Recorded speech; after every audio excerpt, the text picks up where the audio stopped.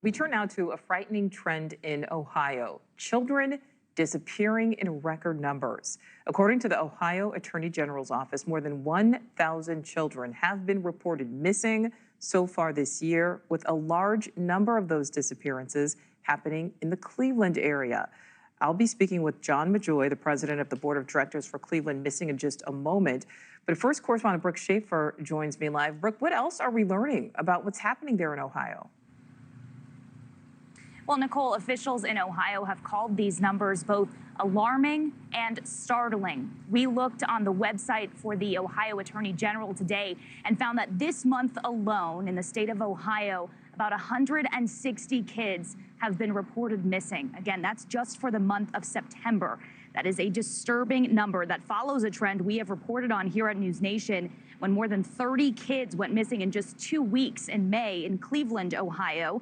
Cleveland's police chief said a majority of those missing kids were runaways, sometimes habitual runaways. In June, Chief Wayne Drummond said more than 1,000 kids were reported missing so far this year, but said with the exception of about 50, they'd all been returned home.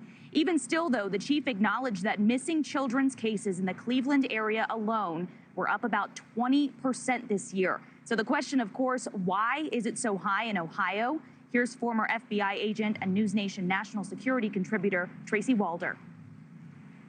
They do rank fifth, in human trafficking. That's actually pretty high for a state that's not as densely populated. I think we suspect, right, that it's California or New York or Florida, and those are higher ranking. But Ohio is actually extremely high if you think about it for the lack of population. It's a smaller populated state. It's not as densely populated. This is a peak time of runaways and of missing children.